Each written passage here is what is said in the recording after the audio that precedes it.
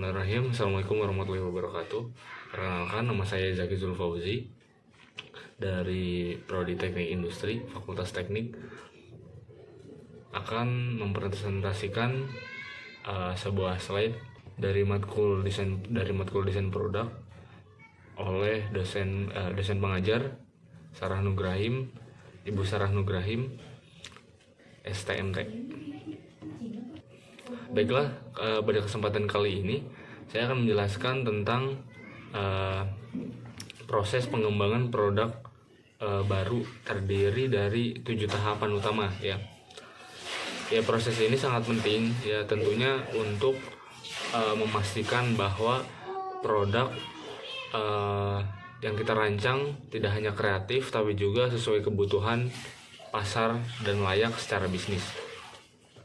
Yang pertama itu ada ideal generation and screening. Jadi tahap pertama ini tahap pencarian dan penyaringan ide. Misalnya sebuah perusahaan elektronik ingin menciptakan produk baru untuk anak muda. Mereka mengumpulkan ide dari survei pelanggan, kemudian riset tren, teknologi, hingga brainstorming internal. Pertama berarti kita menentukan ide ya, kemudian penyaringan dari sekian banyak ide yang sudah terkumpul, kita cari 5. Kemudian yang tahap kedua itu adalah konsep development and testing. Ide-ide yang terpilih barusan ya, ada 5 barusan dikembangkan menjadi sebuah konsep. Misalnya salah satu ide adalah smart tumbler ya, misalkan sebuah smart tumbler ya, smart tumbler, botol minum yang bisa mengatur suhu dan terhubung ke aplikasi.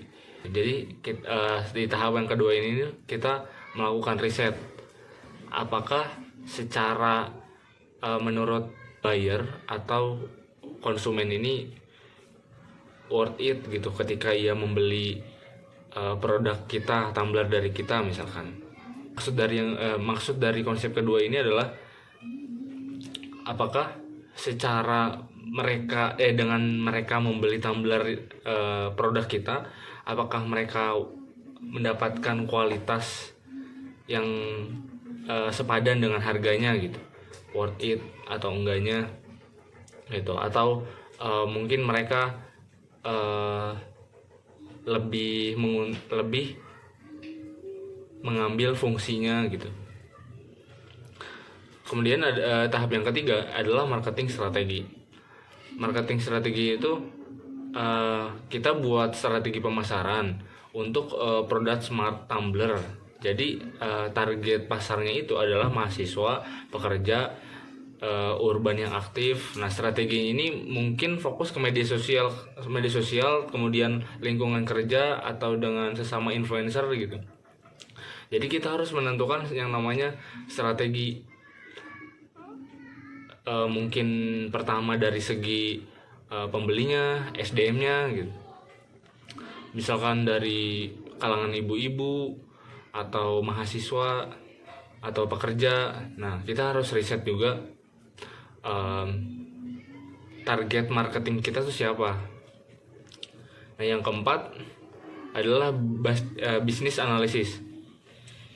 Di tahap ini kita hitung apakah produk itu layak secara finansial, biaya produksi per unit, potensi harga jual, dan estimasi penjualan,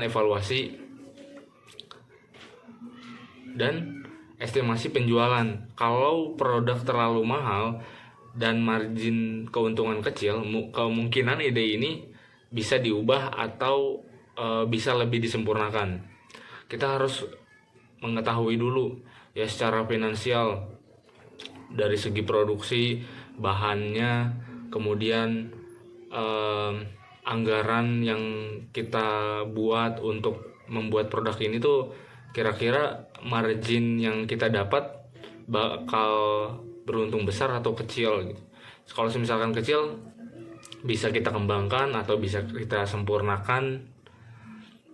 Kemudian yang kelima adalah product development. Setelah analisis lolos ya, setelah dianalisis ya, kita mulai membuat prototype.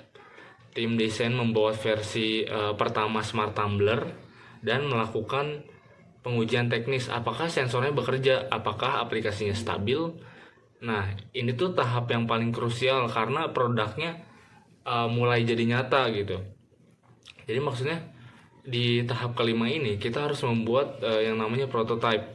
Kita harus buat simulasi gitu. Sebuah bentuk produk yang akan kita buat, ya kita uji coba dulu, kita tes dulu apakah fiturnya ini bekerja, apakah ini bakal bertahan lama sampai kapan gitu. Kemudian yang keenam adalah tes marketing. Produk diuji coba di pasar ya. Setelah prototipe sudah dibuat, ya kemudian ada beberapa fitur yang sudah direvisi, kemudian diaplikasikan ke dalam tumbler tersebut ya. Lalu kita terjun ke lapangan, kemudian interview beberapa konsumen untuk memakainya. Nah, nanti kita cari tahu soal reviewer produk itu, apakah sensornya bekerja dengan baik, atau aplikasi yang digunakan tumbler sama gadget mereka itu sesuai gitu. Jadi tahap ini memang tahap yang terlalu krusial. Jadi makanya kita harus sering mengecek, apalagi setelah pembuatan tumbler ini harus bagian quality control itu harus sangat teliti gitu dalam mengeceknya, karena fitur-fitur ini yang sudah kita interview kepada konsumen ya, ini bisa sangat menjadi evaluasi sangat penting gitu.